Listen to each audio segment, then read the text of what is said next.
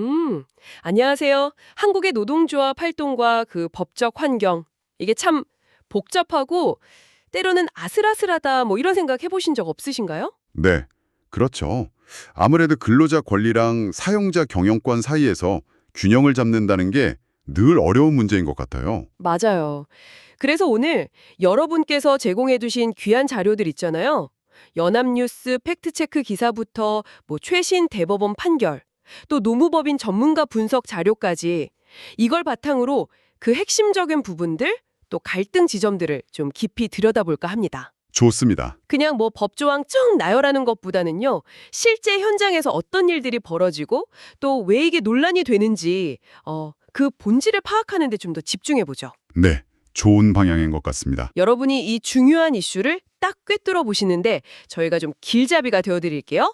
바로 시작하겠습니다. 네, 그럼 먼저 노동조합의 그 기본 개념부터 짚고 가야겠죠. 네네. 법적으로 보면요, 노동조합은 근로자들이 주체가 돼서 근로조건을 유지하거나 개선하고 또 경제적, 사회적 지위를 높이기 위해 만드는 자주적인 단체요. 자주적인 단체요. 네, 여기서 핵심이 바로 자주성이에요.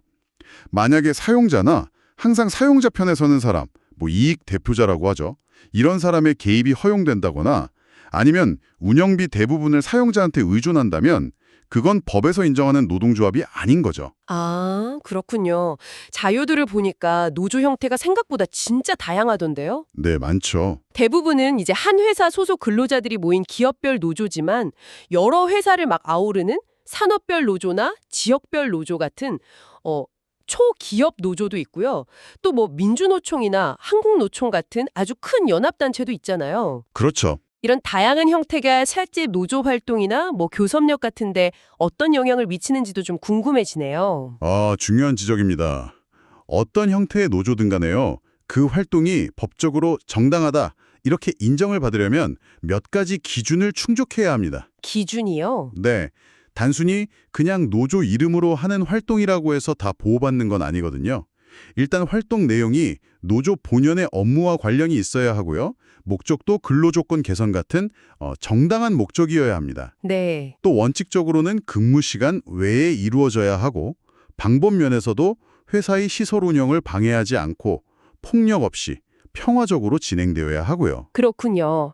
예를 들어서 노조가 홍보물을 나눠주는 활동을 한번 생각해 볼게요. 네네. 내용이 사실이고 뭐 근로조건 개선을 위한 거라면 괜찮겠지만 만약에 없는 사실을 막 퍼뜨려서 회사 명예를 훼손한다거나 아니면 너무 과격한 구호를 써서 다른 직원들한테 좀 위협감을 준다거나 그러면 어떨까요?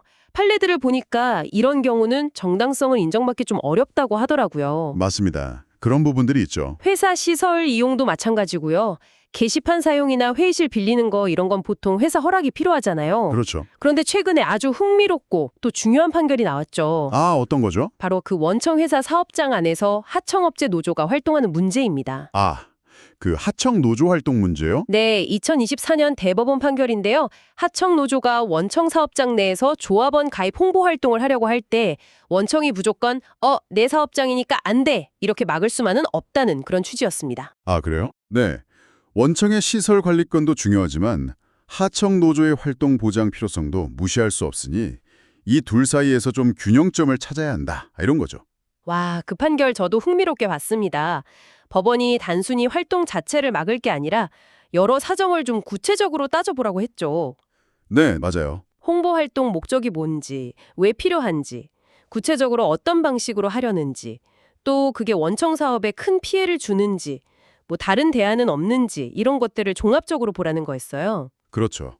예를 들면 하청 직원들이 점심시간에 잠깐 모여서 특정 장소에서 유인물 나눠주는 것까지 완전 원청 봉쇄하는 건 좀 과도할 수 있다 이런 메시지였던 것 같아요. 네, 정확합니다. 보내주신 그 지평법무법인 자료 보니까 최근에 개정된 노조법 취지를 고려하면 앞으로 이런 하청 노조의 원청 내 활동 보장 범위가 더 넓어질 가능성도 있다. 이렇게 분석하더군요. 맞습니다. 그럴 가능성이 있죠. 이건 진짜 중요한 변화 같아요. 그렇죠.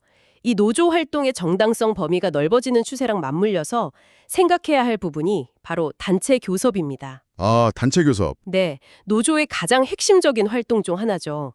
근데 한 회사에 노조가 여러 개 있다면 어떻게 될까요? 아, 각 노조가 개별적으로 회사랑 교섭하려고 하면 좀 혼란스럽겠죠? 네, 그럴 수 있겠네요. 그래서 우리 법은 교섭 창구 단일화 제도를 두고 있습니다. 아, 그 복수노조 사업장에서 대표노조 정하는 절차 말씀이시죠? 네네. 자료 보니까 노조들끼리 자율적으로 합의해서 대표 정하는 게 제일 좋고 네, 우선이죠. 안 되는 조합원 수 과반수 차지하는 노조가 대표가 되고 그것도 없으면 공동교섭 대표단을 꾸린다 이렇게 되어 있더라고요. 네, 맞습니다. 근데 여기서 아주 중요한 의무가 발생해요. 의무요? 바로 공정대표 의무입니다. 공정대표 의무. 네, 교섭 대표가 된 노조는요, 교섭 과정이나 그 결과로 맺는 단체협약 내용에서 소수 노조나 비조합원들을 차별해서는 안 된다는 겁니다. 아, 차별금지. 물론 합리적인 이유가 있다면 차이를 둘 수는 있어요. 예를 들어서 뭐 직군이라 직급 체계가 달라서 임금 인상률에 차등을 둔다. 이런 건 가능할 수 있습니다. 네. 하지만 아무런 근거 없이 그냥 특정 노조 소속이란 이유만으로 불리하게 대우한다면 그건 명백한 공정대표 의무 위반이고 법적 분쟁으로 갈 수 있는 거죠. 실제로 이 공정대표 의무 위반 때문에 막 소송까지 가고 그런 경우들이 꽤 있는 것 같더라고요. 네, 종종 있습니다. 이게 단순히 차별하지 말라는 걸 넘어서 소수 노조의 목소리를 좀 실질적으로 반영하려는 노력이 필요하다. 뭐 이런 의미로도 볼 수 있겠네요. 그렇습니다. 좋은 해석이세요. 이렇게 좀 치열한 교섭 과정을 거쳐서 노사가 합의에 이르면 단체협약이라는 걸 체결하게 되죠. 네, 단체협약. 이건 단순한 약속이 아니라 법적 구속력을 갖는 계약입니다. 반드시 서면으로 작성하고 양측이 서명해야 효력이 발생하고요. 네. 특히 단체협약 내용 중에 임금, 근로시간, 휴가, 해고 기준 같은 이런 근로조건에 관한 부분은 규범적 부분이라고 하는데요. 이건 개별 근로계약이나 회사 규칙보다 우선 적용됩니다. 이게 아주 강력한 효력이에요. 와, 우선 적용되는군요. 그리고 더 흥미로운 건 그 여후효라는 개념이던데요. 아, 네. 여후효. 단체협약 유효기간 이게 최대 2년이고 개정법 따라 3년으로 바뀔 예정이라고 하셨죠? 네, 맞습니다. 이게 끝나도 새 협약 맺어지기 전까지는 기존 협약의 근로조건 관련 내용이 계속 효력을 유지한다면서요. 네, 그렇죠. 이건 근로자들 입장에서는 되게 중요한 안전장치가 될 수 있겠어요. 협상 기간 동안 공백 상태를 막아주니까요. 정확합니다. 일종의 현상유지 장치라고 볼 수 있죠. 자, 그런데 이렇게 교섭을 했는데도 노사 간의 입장 차이가 좁혀지지 않으면 어떻게 될까요? 아, 여기서 노동조합의 가장 강력한 수단이자 동시에 가장 많은 논란을 낳는 쟁의 행위가 등장합니다. 바로 그 파업, 태업 같은 집단 행동이죠. 네, 이게 정말 뜨거운 감자인 것 같습니다. 그렇죠. 쟁의행위가 법적으로 정당성을 인정받으려면 조건이 정말 까다롭더라고요. 자료들 종합해보니까 일단 정당한 교섭 주체인 노조가 네, 주체, 근로조건 개선 같은 정당한 목적을 가지고 목적 중요하죠. 단체 교섭이나 조정 절차 같은 법적 절차를 다 거치고 절차, 조합원 과반수 찬성 투표 얻어서 네, 투표, 폭력 없이 평화적인 방법으로 해야 한다. 이런 거죠. 맞습니다. 다 갖춰야 합니다. 하나라도 빠지면 불법쟁이 행위가 될 수 있다는 거고요. 네, 그렇습니다. 특히 목적과 절차 그리고 수당의 정당성이 아주 중요하게 다뤄집니다. 예를 들어서 회사의 구조조정이나 정리해고 그 자체를 막기 위한 파업이라든지 네. 또는 뭐 특정 정치적 이슈를 내건 파업 이런 것들은 근로조건 개선이라는 본래 목적에서 벗어났다고 봐서 정당성을 인정받기 어렵다는 게 일반적인 판례의 태도입니다. 아, 그렇군요. 물론 정리해고 과정에서 해고 기준이나 절차의 공정성 아니면 해고 회피 노력을 좀 더해달라 이런 걸 요구하는 건 교섭 대상이 될 수 있어요. 그건 다릅니다. 그렇군요. 목적이 중요하네요. 근데 여기서 한국 노사관계에 아주 특이한 지점이 드러나는 것 같아요. 어떤 점이죠? 바로 이 쟁의 행위에 대해서 형법상 업무방해죄를 적용하는 문제요. 아, 네. 업무방해죄. 연합뉴스 팩트체크 기사를 보니까 이 문제가 꽤 오래된 역사적 배경을 가지고 있더군요. 네, 그렇죠. 이게 프랑스 법에서 유래해서 일본을 거쳐 한국 형법에 들어온 조항인데 네. 그 위력이라는 개념이 좀 모호하다. 그래서 문제가 된다는 거죠. 위력. 네, 바로 그 위력 해석이 핵심입니다. 물리적인 폭력이나 뭐 파괴 행위가 없더라도요. 파업 같은 집단 행동 때문에 회사의 정상적인 업무 운영에 중대한 차질이 발생하면 이걸 위력에 의한 업무방해로 볼 수 있다는 해석이 가능하기 때문입니다. 아, 파업 자체가 위력이 될 수 있다. 그렇죠. 이 때문에 국제노동기구 ILO에서는 한국의 이런 관행이 파업권을 너무 과도하게 제약하고 결사의 자유 원칙에 좀 어긋날 수 있다. 이러면서 여러 차례 개선을 권고해 왔습니다. 다른 나라들은 어떤가요? 자료 보면 대부분 서구 국가들은 쟁의행위 자체를 범죄로 보진 않고 그 과정에서 뭐 폭력이나 기물파손 같은 개별적인 불법 행위만 문제 삼는다고 하던데요. 그렇습니다. 쟁의 행위 자체를 형사처벌 대상으로 삼는 경우는 드물죠. 일본도 우리랑 비슷한 업무방해죄 조항이 있긴 하지만 판례상으로 보면 평화적인 파업 그 자체만으로는 위력에 해당하지 않는다. 이렇게 보는 등 적용에 훨씬 신중한 편입니다. 우리는 좀 달랐군요. 네. 그런데 한국 법원도 2011년 대법원 전원합의체 판결 이후로 변화가 좀 있었어요. 2011년 판결이요? 네. 단순히 파업을 했다는 이유만으로 업무방해죄를 인정하던 과거와는 달리 사용자가 예측할 수 없는 시기에 전격적으로 이루어져서 사업 운영에 아주 심대한 혼란이나 막대한 손해를 초래하는 경우처럼 아주 예외적인 경우에만 위력을 인정하는 쪽으로 판례가 형성되어 왔습니다. 기준이 좀 더 엄격해졌군요. 네, 그런 경향이 있었죠. 하지만 2022년 헌법재판소 결정은 또 달랐잖아요. 네. 단순 파업에 대해서도 업무방해죄 적용이 한 번이다 이런 결정을 내렸죠. 물론 위헌 의견이 5명으로 더 많았지만 정족수 6명에 미달해서 합헌이 된 그 4대5 결정이었지만요. 네, 맞습니다. 아주 아슬아슬했죠. 이건 여전히 논란이 현재 진행형이다 이걸 보여주는 상징적인 사건 같아요. 그렇죠. 법 개정을 통한 해결이나 아니면 적어도 수사기관이 법을 적용할 때 훨씬 더 신중해야 한다. 이런 목소리가 계속 나올 수밖에 없는 상황인 거네요. 네, 맞습니다. 이 업무방해죄 문제는 정말 한국 노사관계의 해묵은 과제 중 하나입니다. 자, 이제 시선을 좀 사용자의 행위로 돌려볼까요? 네. 노동조합의 활동을 법이 보장하는 만큼 사용자가 이걸 부당하게 침해하는 행위 역시 법으로 엄격히 금지하고 있습니다. 이것이 바로 부당 노동행위입니다. 부당 노동행위.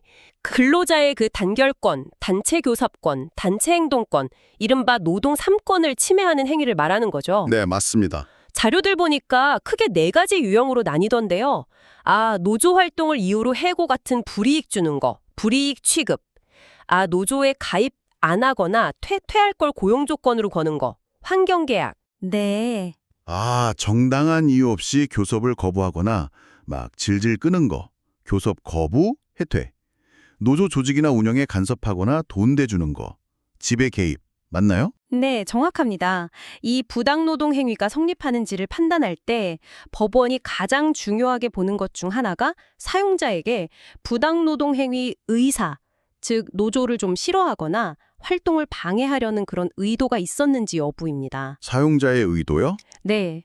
이 의도는 직접 드러나지 않더라도 여러 객관적인 정황 증거를 통해서 추정될 수 있습니다. 그런데 여기서 좀 헷갈리는 지점이 있어요. 네. 만약에 어떤 직원이 노조 활동도 열심히 하는데 실제로 징계를 받을 만한 다른 잘못을 저질렀다면요? 사용자한테 반노조 감정이 좀 보이긴 해도 징계 사유 자체가 정당하다면 부당노동행위가 아닐 수도 있다는 건가요? 바로 그 점이 실무에서 가장 다툼이 많은 부분입니다. 그렇군요. 사용자가 내세우는 그 징계 사유가 진짜 이유인지 아니면 노조 활동에 대한 보복을 감추기 위한 그냥 핑계인지 이걸 가려내는 게 핵심이죠. 네네. 그래서 법원은 징계의 어떤 양정이라든지 다른 유사 사례와의 형평성, 징계 절차의 적법성 이런 것들을 종합적으로 따져서 판단하게 됩니다. 그렇군요.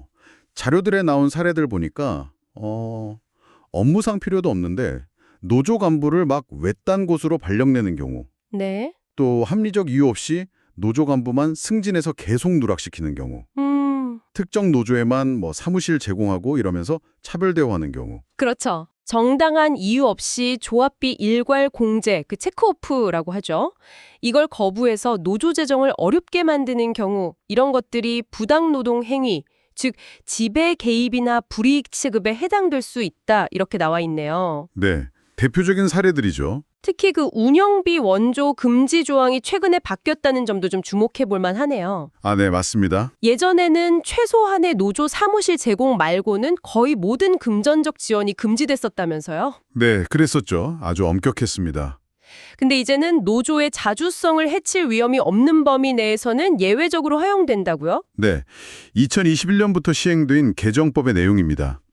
헌법재판소가 기존의 그 일률적인 금지 규정이 좀 과도하다 이렇게 판단했기 때문이죠. 아하. 그래서 이제는 지원의 목적이나 규모, 또 노조 재정이 얼마나 거기에 의존하는지, 투명성 이런 것들을 종합적으로 봐서요. 노조의 자주성을 침해할 우려이 없다 이렇게 판단되면 운영비 지원이 가능합니다. 기준이 좀 완화됐군요. 네. 하지만 여전히 절대 안 되는 게 있어요. 뭔가요? 바로 노조 전임자에게 회사가 급여를 주는 행위입니다. 아, 전임자 급여 지원은 안 된다? 네. 이건 노조의 자주성을 아주 심각하게 훼손할 수 있다고 봐서 여전히 금지됩니다. 아, 정말 복잡하게 얽혀있네요. 오늘 쭉 살펴보니까 한국의 노사관계 법제는 그 노동 3권을 보장하면서도 동시에 사용자의 재산권이나 경영권을 보호해야 하고 네. 또 파업 같은 집단행동의 정당성 범위를 정해야 하고 뭐 끊임없이 균형점을 찾아가려는 노력이 법 곳곳에 담겨 있는 것 같아요. 그렇죠.